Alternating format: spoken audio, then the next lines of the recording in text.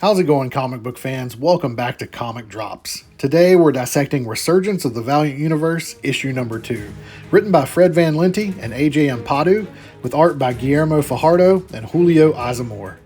If you're keeping up, you know that Dr. Silk has apparently unlocked the secret to eternal life, setting off a cascade of reactions worldwide.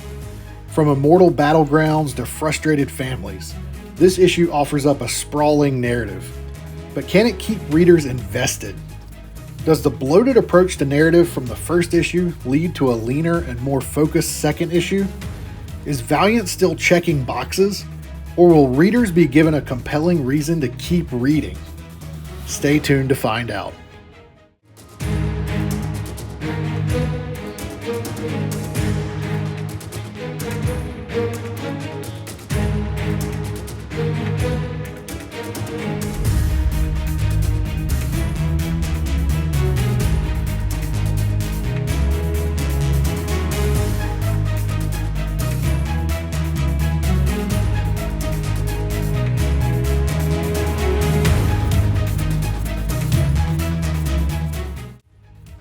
So the story opens in a peaceful yet almost eerie way, as Dr. Silk watches the sunrise in the south of France.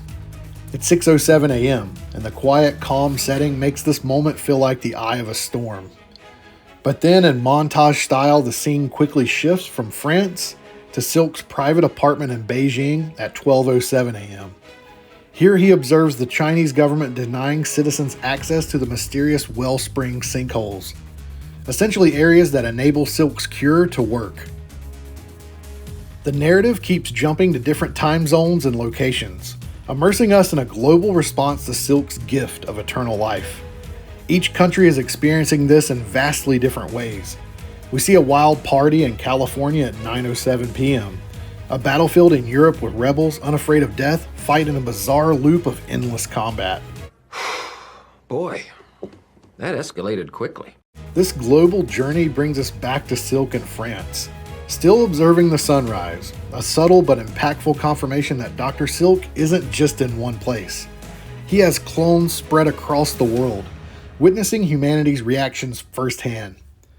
This repetition of the sunrise motif feels like a symbol of Silk's power and omnipotence. Then, for the first time, we see Silk smile, a rare sight, leaving us to wonder if it's a smug grin or a quiet moment of self-satisfaction. Then the story shifts to Washington, D.C., where a Weaver's camp has been set up for those loyal to Silk's ideology. We meet Kay McHenry, the former Deathmate, now aiming to become a geomancer again, and Gilad, the Eternal Warrior. As they walk through the camp, Kay explains Silk's use of the Faraway, a mysterious interdimensional realm, to create his cure for death. Gilad is skeptical, reminding Kay of the catastrophic death toll when he and his brothers used this power thousands of years ago. The dynamic between them is intriguing. Kay sees Silk's plan as a second chance, while Gilad's cynicism looms over every word, hinting at future conflicts. And this is where things start falling apart. We head to a Weavers concert featuring Charlene Dupree, known as Flamingo from Harbinger, and this scene is absolute cringe. Recently resurrected, Flamingo embraces her new lease on life by creating a phoenix from her flame powers on stage, symbolizing her rise. A rise I might remind you that most Valiant fans scoffed at. He ain't lying. Then, to my utter disgust, Faith Herbert flies over the concert venue, spying for Gate and General Capshaw. And I'm reminded just how devoted Valiant seems to be to this character for no logical reason. He ain't lying. So the art here adds some humor with Faith trying to avoid being seen. But yeah, Faith is trying to be stealthy. That seems legit, sure. But even while trying to be quiet, Faith still manages to inject her abhorrent cringiness into the scene, complete with misplaced humor about military lingo. Just ew. 2 thumbs down. And then we cut to a secret location where Livewire is communicating with Faith. And suddenly Quantum and Woody sneak up to take down Livewire, for some reason, though they somehow fail to recognize her despite years of shared history between the characters. They awkwardly argue about stealth tactics and gate protocol, but the jokes just aren't funny. Really, that's funny, yeah. Livewire ultimately removes Quantum and Woody's life-sustaining bracelets using her technomancy, and they finally recognize her at this point. The art here tries to inject some slapstick humor, but the forced dialogue detracts from the action, leaving fans more confused than entertained. And they failed to capture the one compelling aspect of Quantum and Woody that makes them so entertaining: their comedic banter. He ain't lying. Now back in Oklahoma, we reconnect with Chris and his family. Stuck in traffic, his dad feels a lack of purpose since Silk's cure reduces the need for doctors, while his mom argues that people are losing faith in heaven's promise. This theme of faith versus Silk's solution is subtle but significant, adding a deeper layer to this story. Then they encounter a car wreck, and Chris recognizes his classmate dying in the aftermath. Fueled by urgency, Chris grabs his bike, weaves through traffic, and is determined to take her to a sinkhole to save her life. However, the art here is an utter travesty, with every panel illustrating Chris's struggle to reach safety looking like it should appear in a Dollar Tree coloring book. It's so frustrating. You can say that again. And then we cut back to Washington, D.C. and after the Weavers concert. Faith is still spying on Flamingo, Kay, Gilad, Eidolon, and Roku as they converse backstage. But her cover is blown, and a chaotic fight ensues. I'll admit, I got excited to see Roku go after Faith in this scene. I mean, Roku would be the first character who wouldn't give a second thought about killing Faith. And then Roku uses her deadly hair to pop the cloud that Faith is hiding behind. And Faith barely escapes a deadly attack. A chase intensifies, with Roku managing to grab Faith midair and trying to strangle her with her hair. Lord have mercy, I'm about to bust. And I'll admit, at this point, I was ecstatic. I was cheering Roku on. I've dreamt of a Valiant universe without Faith for so long, and I suddenly became Roku's biggest fan. Until Gilad's kill-blocking self complained about ending Faith's life. I bet Gilad was his elementary school's bathroom monitor in a previous life. He ain't lying. Gilad's refusal to let them kill Faith feels like a huge disappointment for me. But I know the powers that be would never let that happen. I mean, after all, Faith Returns did so well on the comic shelves when it was released earlier this year. I'm picking up your sarcasm. Well, I should hope so, because I'm laying it on pretty thick. And then as the scuffle continues, Faith gets free only to be blasted into the Washington Monument, adding an almost absurd level to collateral damage here. I mean, what did the Washington Monument do to have to be associated with one of the worst superheroes ever created? And Nightman exists. And then we find ourselves with Master Dark, the real mastermind of this operation. Baron Samedi confronts Dark, furious that Silk's plan is depriving the dead side of souls. And Dark's response is ruthless, binding Samedi in a spell, eliminating him from interfering again in his plans. Flawless victory.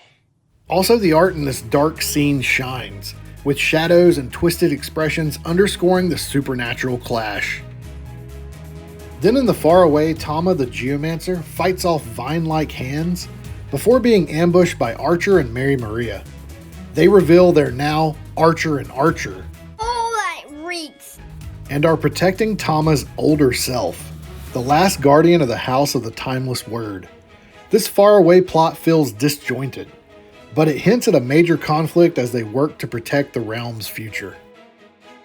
Meanwhile, Auric, the Exo Man-O-War, who somehow only gets 2 pages in this comic compared to Faith's 7, flies across space to find Divinity. Awesome! On Goran, the planet he once liberated, he finds ruins and death everywhere. The scene's quiet horror resonates, especially when he finds a soldier's blood-scrawled message on the ground: judgment. This moment, both grim and foreboding, gives a welcome gravity amidst the otherwise scattered narrative. But can we please do away with the cliché scenes where someone scrawls an ambiguous word on the ground as they die? I mean, this word is not helpful in the least. Now we're back in Oklahoma, where Chris finally nears the sinkhole, only to be stopped by a militia member. The confrontation escalates as traffic-bound citizens rebel, taking down the militia with raw determination. Again, the art here is dismal, however, and robs the scene of its overall impact. It's sad, really, because this should be a harrowing scene featuring ordinary citizens taking on a terrorist militia group, but it all yet again falls flat. Jeez, that's too bad.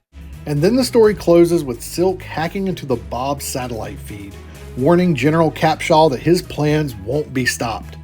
Rye confronts the intruder, a shape-shifting Bloodshot working under Silk's orders. The confrontation is interrupted by one of the most bizarre, cringiest lines from Bloodshot I've ever heard, as he warns Rye, "Stand down, Junior, or I'm gonna have to put you across my knee." That's what he said, right, guys, because of gay? Oh God, I can't keep going on like this.